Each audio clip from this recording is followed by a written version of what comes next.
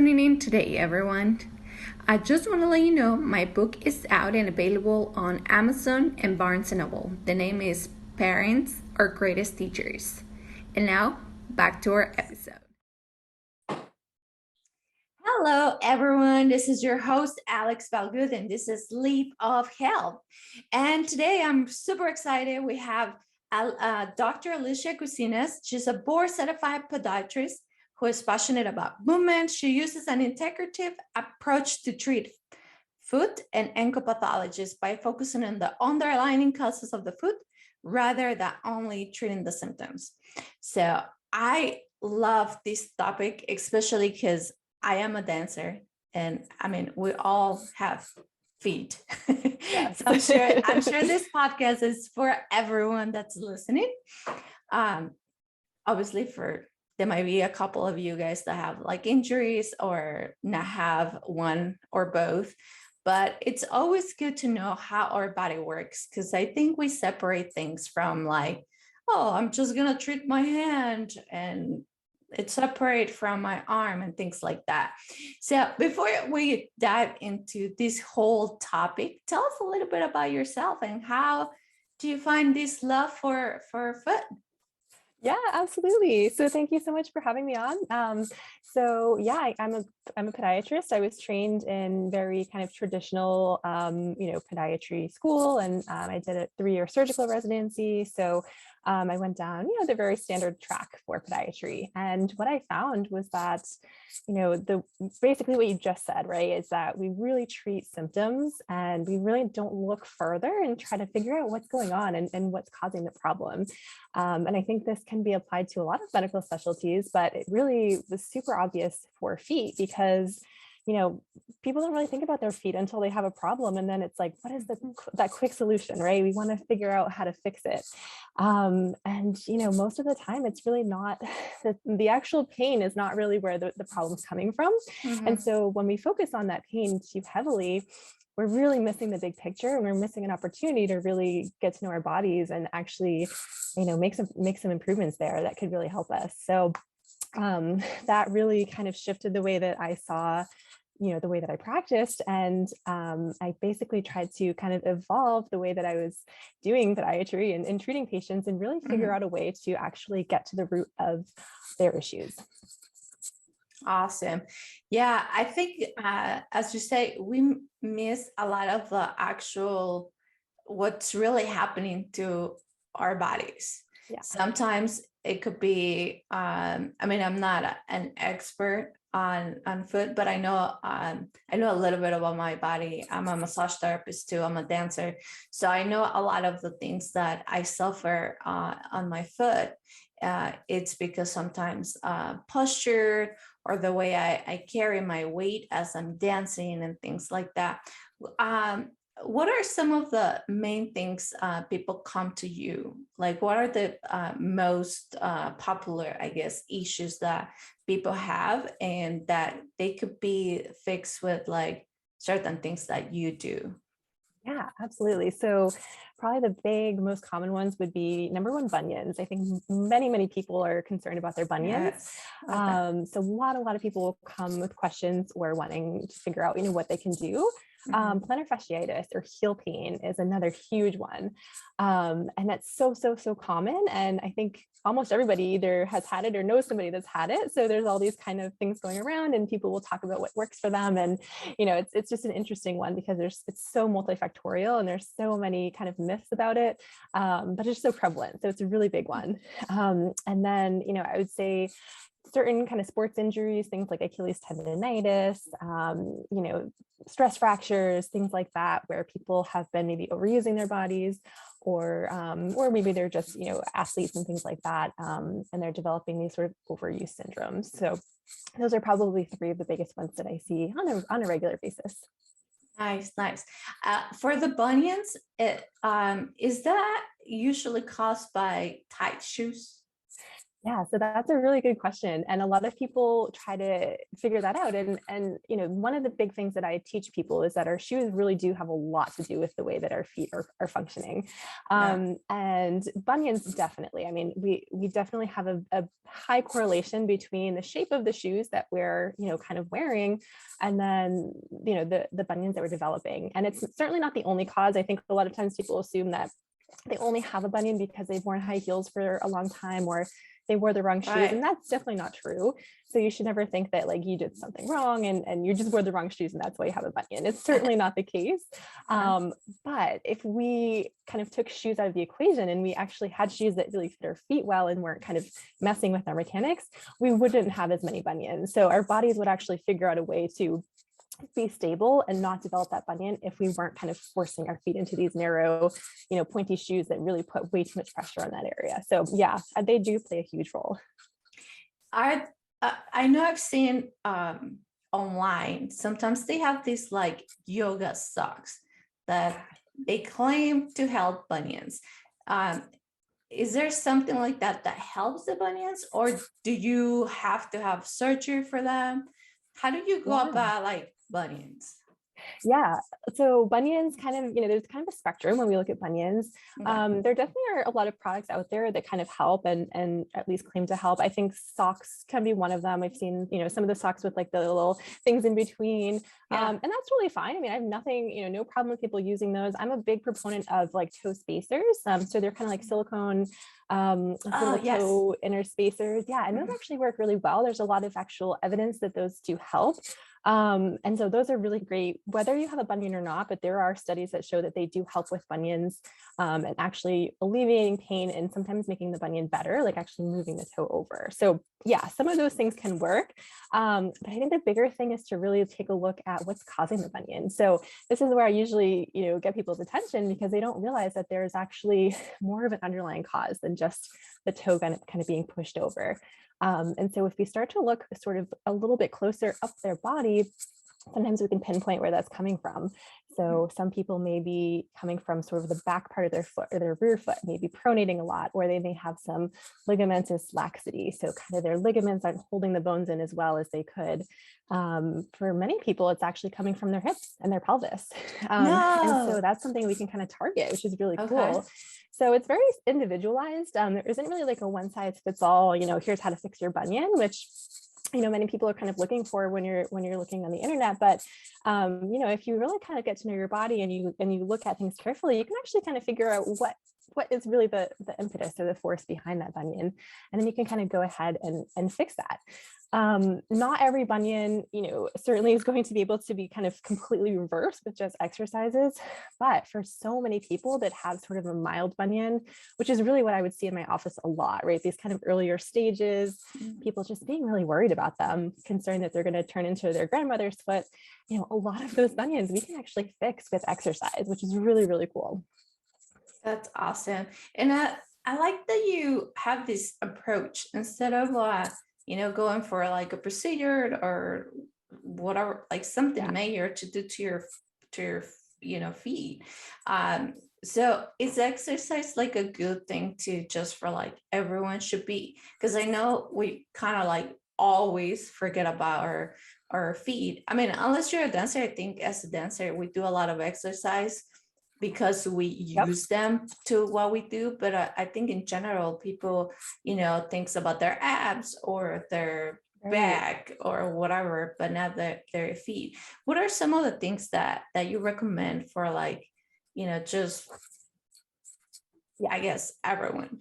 Yeah, stuff that everyone can do for sure. And you're totally right. Everybody just kind of forget about their feet. We're really focused on, these other body parts. But our feet can really like make or break how well our bodies feel. So yeah, some of the easy things I always talk to people about. The first is just really being aware of like your shoes and how much you're wearing shoes.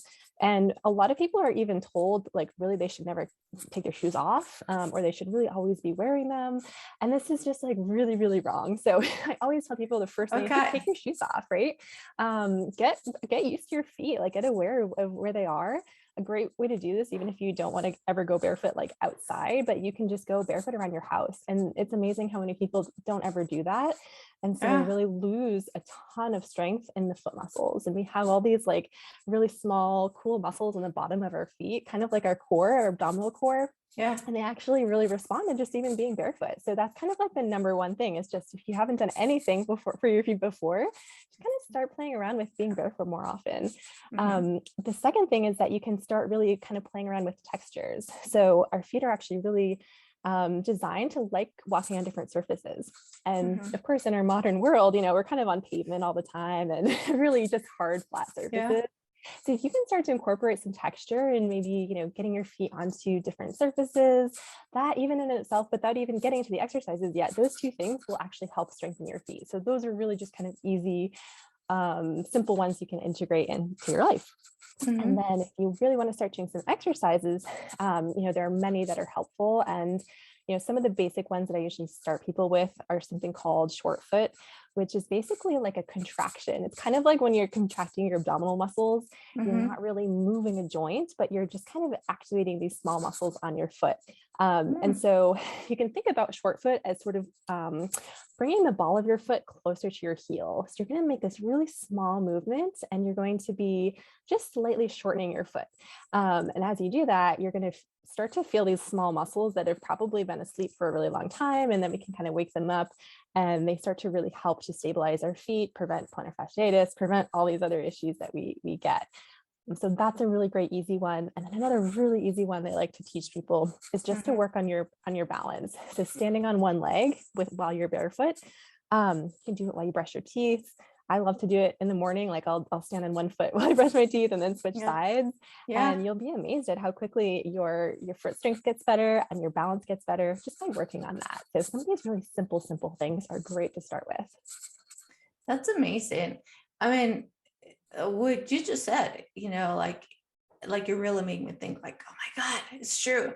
Like, not to throw my mom under the bus, but yes, she has like a think of like, no, you gotta like wear your either sandals. Like I think she goes as far as the sandals, but if I really think about it, I don't think I've ever seen her just like walking without anything. Yeah, it's a very common mentality, and people have been taught that for a long time. It's kind of like been passed down through generations. But you're totally right, and it's so simple. Like I think we get to connect in so many more ways when we're barefoot, right? And Totally. I know one thing that I like to do is just like walk outside and kind of like feel the grass, and that's more for like grounding and all these things, but a lot of people don't get to do that. Absolutely. Right? Yeah. I mean, that has the double benefit, like you said, of grounding, and that is really helpful. And that can have a lot of just health benefits, right? We can get a lot of stress relief, and inflammation can go down from doing that. So like, why not? But it really helps your feet too. So it's fantastic. And people are usually like really shocked when I tell them that, but it's great. And when you tell that to most people, they're excited, because I think people tend to feel like, especially when they're kids, like they miss that feeling of kind of being out of shoes, and it feels really free. And now they're kind of like, well, I'm an adult, I should just wear my shoes all the time, and it doesn't feel as good. But having that information is really great. That's awesome. I love that. And I know you mentioned too that one of the other issues that people come to you is because of their heel.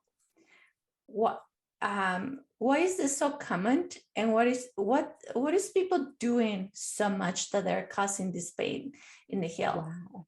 Yeah, so heel pain is very misunderstood, and there are a lot of kind of myths around it. So I think one of the really big factors that people don't realize is again our shoes, because so many people are kind of sold the idea that we need arch support and that we need these kind of stiff-soled shoes.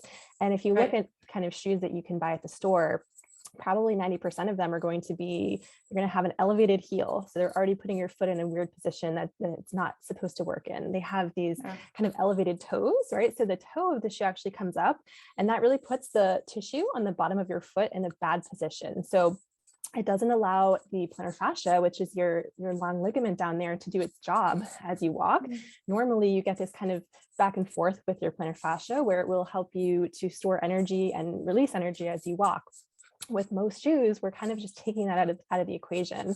And then because the shoe probably has some cushioning and some support, we're really letting those muscles get kind of weak. And so the muscles that support the plantar fascia, if they're not used, they get weak, and then our plantar fascia gets really overloaded. And so you can have this thing where like all of a sudden you wake up one morning and you've never had pain, and all of a sudden you have like 10 out of 10 heel pain, and it feels like it just came out of nowhere. But realistically, it's been building up for a long time, and all of a sudden that plantar fascia just could not handle the stress anymore.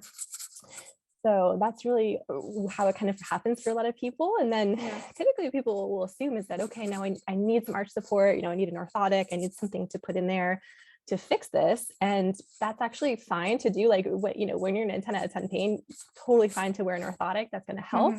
But we don't want to be putting your foot into like an orthotic and then letting it get even sort of weaker and even more dysfunctional over time. And that's unfortunately what a lot of people do, just because they're kind of sold that. And then they end up really never getting over the pain that they've been in. Yeah, it's true. I had well, mine was kind of like a bigger injury on my foot.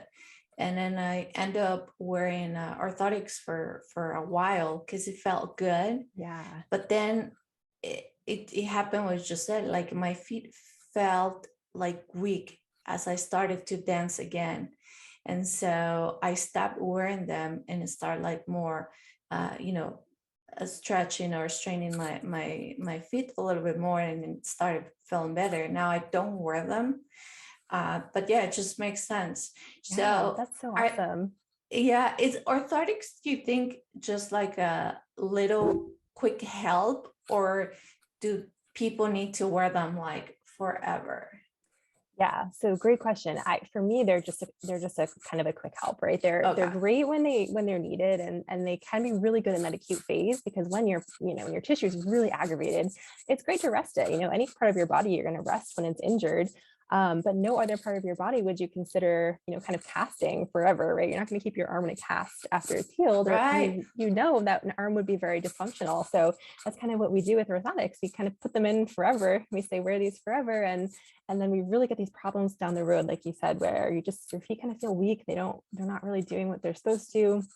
So I think that's where people really tend to go wrong with inserts and orthotics, is just not having an exit plan when they are using them. Wow, that's a great thing. I never thought about that. Because I did wear them for a long while until I was like, no, I can't, because I used to wear them like regularly, like to go to work and stuff like that. But when it was time to dance, obviously I was not putting that orthotic on my dance shoes, or if I needed to do some exercise on the floor with no shoes, it was like zero support, and my feet felt like weird and super, super weak. So it makes total sense. Yeah, no, that's amazing. Yeah, that's like a perfect example right there. I love that. And then I'm sure once you got rid of them and once you started actually using your feet again, they felt a lot better, because you can feel that strength that you get back. Yeah, for sure. What do you recommend for shoes? Because as you mentioned, I mean, now that we're like really talking about this, it really makes me think. I've seen all the shoes with like so uneven. Why do you think they keep making these shoes but they're really bad for our body? It's so crazy. Yeah, that's so funny. So, especially when you think about sneakers, because I think a lot of people assume like if you go to the store and buy like a really good expensive sneaker, that it's good for you. And that unfortunately is not the case. And it's really funny if you look at the history of like kind of sneakers as they are today. It really started back in the 1970s when running became really popular. There was kind of this running boom. And before that, most sneakers were just like flat, like they were just flat, kind of flexible, like not a whole lot to them. But as a ton of people started to run and people were kind of not training very well and they were getting injured, so shoe companies sort of responded by creating this sort of running shoe that would help people prevent like, hitting their heel too hard and things like that. So that's where this like elevated heel came in, this sort of heel to toe drop, and then the toe spring and all the cushioning and support and like all the things that you see now sort of stem from that. And it's interesting because all the studies show that a lot of that didn't help. It didn't actually even help with the runners. We're but going it's back. Yeah. So it's interesting that it kind of stuck around. And now it's so ubiquitous, right? You see it in running shoes, regular sneakers, like anything, you know, casual, like everyday wear, like every shoe is kind of made like that now. And there's no reason for it. It's actually really detrimental, but it's so normal for our society. So we don't even really tend to question it. And when you're wearing those shoes, you know, they feel comfortable, right? They're like squishy and, you know, soft and padded. But, you know, once you kind of transition out of that into an actual very healthy shoe and you try to go back into one of those regular kind of cushion shoes, you can really feel the difference. You can really feel how sort of bad that is for your feet. But yeah, to answer your first question, you know, in terms of like what kind of shoes should we be wearing, there is actually a ton of research on this, and yet it has had a hard time really kind of getting to the masses, I suppose. And that is really that we need shoes that are just really shaped like our feet. That's really kind of the key. And so when you look at a regular shoe, it's usually going to be very narrow. It's going to kind of almost come to like a little bit of a point at the toes. And that's not the shape of our foot at all. If you put it next to your foot, it doesn't match. So the very first thing that we need is just shoes that have that kind of foot shaped sort of upper part to it. And so, you know, fortunately now a lot of companies are starting to pop up that are making shoes that are either, you know, there's a lot of terms for them. They can be called natural footwear, they can be called barefoot shoes, they can be called minimalist shoes. But the real key with that is that they are actually shaped like a foot. It should be very common sense, but you know, it isn't. So, you know, that's really interesting. And then of course, stripping away all of these like higher heels and like, you know, the toe spring and all the extra cushioning and stuff like that. So that the shoe can just really be what it's really intended for, which is just to be protection, right? It's really, we don't need all this other stuff there to get in the way. Yeah, for sure. I think this whole pointy thing, it's just for like, I guess, fashion and how we think the shoe should look. But yeah, I think the more squarey or the ones that you mentioned, like the barefoot, I know I have some of those with the toes and stuff. Oh yeah, like the 5 fingers. Yeah. Are those good? I never knew. I mean, I bought them when they came out and I'm like, wow, I mean, it just feels like a glove for the feet. Yeah. Oh, that's so interesting. Yeah, they definitely are good for you. And they, you know, because they have each little finger, like they allow your toes to really move sort of naturally. So definitely great to have something like that. And then alternatively, a lot of brands, you know, they just have that kind of wider, almost like more of a fanned out shape toe box, because their toes, you know, the way that they actually are supposed to work is in a spread out position. And unfortunately, when we're in a shoe, almost every shoe is going to put them into this kind of like squished together position. And that takes away from the actual natural mechanisms in our feet that like allow them to work really seamlessly. And that's why we have so much prevalence of foot dysfunction. Wow.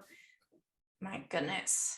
It's all crazy, right? I mean, instead of making things better, they're making things I know so much worse. It's a lot of marketing. Yeah, I know. It's so intense. But yeah, I guess pretty much I'll say like the shoes might be okay for the feet are the ones that are just plain flat on the bottom.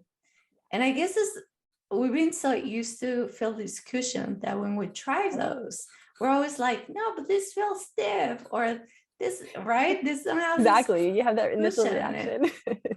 Oh yeah, my so goodness. True. Yeah.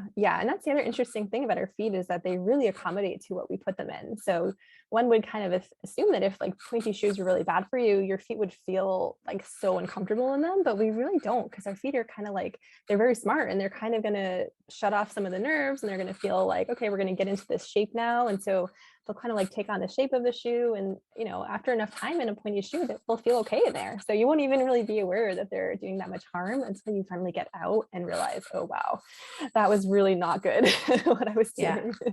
Pretty much kind of like every day at the end of the day. Yeah, because exactly. Most of the people at the end of the day takes off their shoes and they're like, oh my God, what a relief. But we don't stop and think like, hello, I think that's normal. we're messing up like our feet, and it's very important because they carry us around all day long, you know, like exactly. We use them the whole day. So now that, you know, obviously we cannot change this whole shoe industry at once in this 1 second. So the first step will be like, make sure, you know, be kind of like more aware on what kind of shoe you wear. Yeah. And the second of all, do you think it's like we should do a little bit maybe exercise with our feet or something for prevention? Because Yeah, absolutely. And especially, whether you are kind of transitioning into more, healthy shoes or not. Let's say you're somebody that's like, I have to wear dress shoes all the time. I have no other options. Well, use that as an opportunity. Then you can actually really use that as a reason to start really working on your feet, right. working on your posture, working on your kind of hip and pelvis strength, and all of that's going to help you to recover from wearing those shoes and make your feet stronger, and still, over time, make you less prone to developing all those problems that we see so often. So yeah, pretty much for everybody, getting into like an exercise routine for your feet is super helpful, and it's just going to help you really prevent injuries. Nice. Yeah, for sure. And now that you mentioned exercise, so people that exercise a lot, they might think that they're exercising their feet. Right. Yeah. Is that Unfortunately, accurate? yeah, that's a great point. And that's pretty much what people do assume. But unfortunately, most of those people, right, are wearing these, kind of Cushion cushion shoes. sneakers. And so by wearing those, you're not exercising your feet at all. So if you're somebody that works out, a great way to just incorporate your feet is just to work out barefoot. And there's a lot of barefoot workouts you can do, but not even thinking about the foot exercise, just doing your normal workout barefoot. And even just by doing that, you're now incorporating your feet into the process. So even if you're not thinking like, oh, what exercise am I doing for my foot? Just if you're in the gym and you're lifting weights, well, if you're doing that barefoot, it's a foot exercise now. So that's one way you can really kind of get your feet into the action. Yeah, that's great. Just remember, be aware of your feet, and don't be around people or with weights. Definitely be careful of weights. That is one hazard that you want to be very careful of, because that is no fun if you drop a weight on your toe. And you will have to really call Dr. Alissa. Yeah, exactly. That is so awesome. Do you treat a lot of athletes? I do. Yeah. I mean, for sure, athletes are definitely very prone to foot injuries. And the cool thing is, I think, athletes, it can go both ways. Athletes can be very stuck in these kinds of shoes because their sport may require it. And a lot of times if they're, things like cleats and basketball shoes and all those kinds of shoes are just very stiff, very restrictive. So athletes that have to wear those kinds of shoes really have to be extra careful to really make sure that they're restoring their feet after they're wearing them. And, again, hopefully as like more shoe companies kind of come around, we'll see more options for cleats and things like that. But, it's definitely tough if you're an athlete in one of those, or cycle shoes are a big one too, right? Like all those kind of stiff sport specific shoes. Yeah. Right. So that well, even for dancers. Yeah. Oh, of course. Right. Dancers. I mean, yeah, you guys have to wear all kinds of crazy shoes. Crazy shoes, especially high heels. I mean, I know a few pro dancers that dance in like 5-inch heel. Oh my gosh. Yeah. That's incredible. Yes. But you know what I've noticed too, especially for a woman, they're using these high heels and all their toes are like on top of each other. That's absolutely. That's so crazy. It is. Yeah. I mean, if you look at how much extra force goes through the ball of your foot when you're wearing a high heel, I mean, it's crazy. Like depending on how many inches it is, right? Like you're putting like, so many times your body weight through a part of your foot that's not designed to take on that. And then add to that the fact that like the actual toe box where the shoes, the toe box where the toes go in the shoe is like so small. So your toes are now like crunched up into this little space. Plus you have like, 5 times your body weight on that area. So it's like, no wonder people have hammer toes. No wonder people have, all this pain in their forefoot. It should be so obvious, but, as women, we're kind of like, yeah, we'll suffer, right? We'll suffer for the style. No way. That is so intense. Would you recommend some of the home therapy, like ice baths or like heat, like hot water as just like a home therapy, just for people that at the end of the day, whether it's because of their job, they have to use dress shoes or they're on their, sports shoes specific. And then at the end of the day, are these some sort of therapies helpful for our feet? Yeah, absolutely. I mean, I think anything that feels good to just kind of help you out at the end of the day is great. And a lot of times, yeah, like, something warm or cold can help to feel better. And, I'd say it's mostly just kind of like for symptomatic relief. Um, One thing that I usually recommend people do too in that situation is take you can get like a ball, maybe like a lacrosse ball or some kind of firm ball, and just start rolling out your feet, right? Like rolling out the bottoms. That's a great way to kind of recover your feet at the end of the day after you've worn very stiff, tight shoes. And that will kind of help think of all your muscles and all your tissue to just kind of spread back out again and kind of release itself. So it's not getting that really tight tension every day and then never getting that release.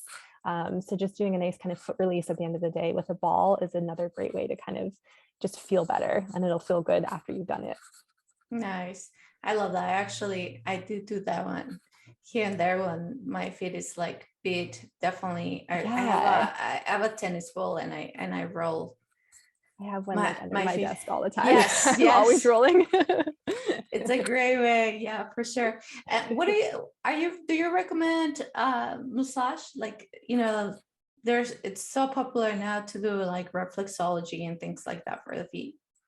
Yeah, definitely. I think anything like that, any kind of massage or body work that's going to help to like reverse all that stiffness is really helpful. So yeah, that can be a great adjunct to just kind of release things, because again, the stiffness of the shoe is important too, because it's not going to let your foot bend. So when your foot doesn't bend all day, then everything gets very, very stiff, our muscles get stiff. And so yeah, doing some reflexology, some massage is great to just kind of get into that tissue and really help to kind of work it out. So yeah, that's another definitely great thing you can do. That's awesome. And also, I know you mentioned the hip. Are we supposed to do some more stretches and straighten our hip? Will that be also helpful? Yeah. So a lot of times what I'll look at with patients that come in is that, how are their hips doing? How is their pelvis doing? Because particularly people that have to sit all day for work, or just sit for long periods of time, which most of us have to do, we're always kind of in this sort of position of flexion. So like our hips are always flexed, our pelvis might be kind of tilting anteriorly, so we can easily get stuck in this pattern where our bodies are not able to come in and out of the rotation that it needs. And that can be very often overlooked when we're looking at a foot problem. We might think like, oh, we're just looking at the feet here, but if your hips and pelvis are not, if they're not working right, our feet are going to kind of have the consequences from that. So a lot of times I will actually prescribe, either mobilization, exercises, stretches, different things for hips, pelvis, lower back. That whole area is really kind of what controls our limbs, right? Like they're kind of in control of our legs and feet. So that's definitely something to not overlook. So yeah, if you're somebody that feels like, I'm probably pretty stiff, I think my hips might be stiff because I just sit a lot. One quick, easy thing you can start to do is to basically sit down on the floor and get into what's called a 90-90 position, which basically means that you have like one of your legs is kind of coming out straight and bending in, and then your other leg is coming out to the side and bending back. So think of like having your legs in kind of 290-degree angles. And this is just like a position you could sit in for a little while, and it might feel very tight if you try it, but you can kind of do that for a while. You can do some different exercises in that position to start to really open up your hips, get them so that they're not so stiff. And then, depending on the severity of your tightness and stiffness, you may need to work with somebody one-on-one, but at least kind of starting to investigate, how they're doing and see what you can do to just kind of open them up a little bit is helpful. Yeah, for sure. And I think you touch a great point. I feel like sometimes we get like all these also like back injuries, even like it can go as far as your shoulder, because it's like positional, that we have all these weird pains that we're like, oh, I don't know, I have this pain here, but it could go from like the shoulder, the hip, the knee to the ankle, and finally the bottom of our foot. And we don't realize those things. When would you recommend for someone that maybe has like pain on their feet and they're like, no, it's nothing? What's that point that you're like, no, you do need to see someone just to make sure you're not messing your body already? It's not even just your foot, but it's now the whole thing. Yeah. Yeah. So that's changed a lot for me. Like when I first came out into practice and I was just really in this really traditional model, it was kind of like implicated or implied, I should say, that, a lot of those pains are kind of normal, right? Like everybody gets pain, and everybody, you Right. just kind of have to deal with it. If it's not severe enough, well, then as a Exactly. doctor, there's nothing I can do. I'm not going to give you an injection or a medication because it's not that bad. And that was kind of the mentality that we were sort of trained with. But now I would say like virtually anything, if I develop any pain anywhere, I'm like, okay, I'm investigating this and I'm going to Yeah. figure out what's causing it, because I now understand that we can actually fix that. I think a lot of people don't realize that their posture or their body alignment or things like that can actually, we can work on that and we can make that better. And it has such great benefits for you long term.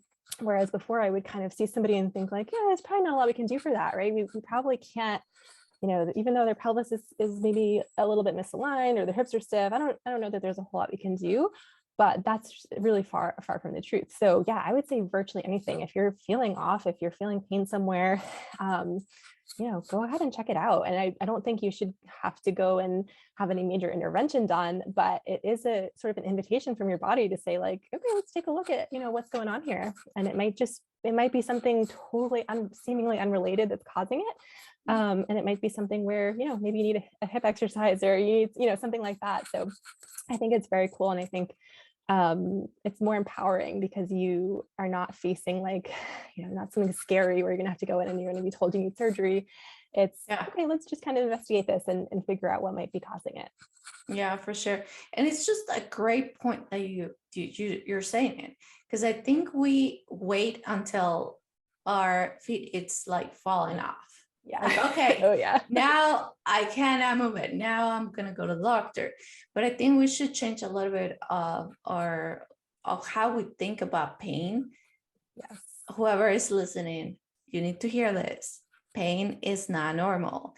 If you feel any pain anywhere in your body, it's some sort of response from your body telling you like, hey, this might not be working well, or like, hey, we're gonna take a look at this.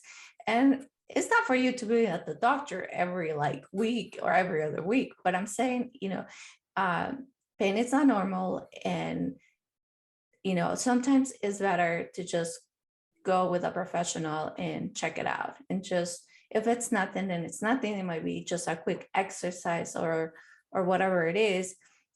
But at least you're addressing something that it's not going to become like bigger later. Yeah, absolutely. And that is very true. A lot of things, if you do address them early on, you're going to be able to do something very quick and easy and not have to worry about, okay, is this going to turn into something much worse? Because as you kind of have repetitive stress over and over and over again, your tissue can start to break down and you can develop tears and, things like that. So we definitely don't want to be getting into that situation. So yeah, I've always used pain as like a good indication that, just something needs attention in your body. Yeah, for sure. I think it's like a super great point to just like keep in mind, especially with our feet. I think it's so important. I think we take it for granted. We don't think about it. Absolutely, we really do. And it's a very important part of our body as it takes us around every day, all day long. So for sure. This has been great, the conversation. I think it was such an important conversation, especially because I talk to dancers all the time and we're always like, oh my God, my foot is hurting or my feet is or this and that. So I think this is amazing. And I think it makes us think about our daily life and what we do with our feet all day long.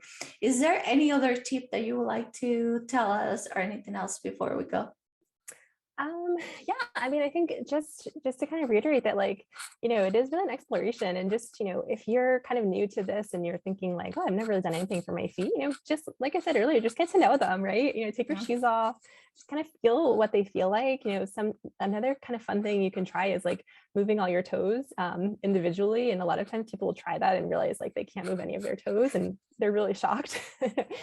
Yeah. Really cool thing about our bodies and about our brains is that we have neuroplasticity, so we can actually learn to retrain that. So if you feel like you take your shoes off, you can't do something like that, just keep working on it, keep trying, and you'll be astonished at how, if you are consistent with that, let's say you can't really move your toes and you're like, oh my gosh, just try it. Just try it every day. Even if it doesn't move, your brain is going to wake up and realize that that muscle is there. And you will be shocked at how eventually you'll be able to move those toes again. And stuff like that is just really cool. It gives you that good feedback to say, this is working. I'm making some progress here, and I can really change my body for the better. Yeah, for sure. Thank you. And if anyone, because they already messed it up and they want to, get in touch with a professional, how can they find you? Where can they find you? Yeah, so I'm on Instagram at drark.dpm. And I also have a website, which is drark.com, and that is doctorark.com. And I do virtual appointments. So if anybody has problems, you can always see through the internet and you can figure out what's going on. That's awesome. Yes. And I will put all the information on our show notes. And if you need to know anything more about my podcast, remember you can find me on Facebook, Instagram, YouTube. Remember also too, you can buy my book. It's on Amazon and Barnes & Noble. It's called Parents Are Greatest Teachers. You can buy me on all social media as Alex Valgood. And you can also check out my website at alexvalgood.com. Thank you everyone for listening today. Thank you everyone for seeing us on YouTube, and have a blessed day.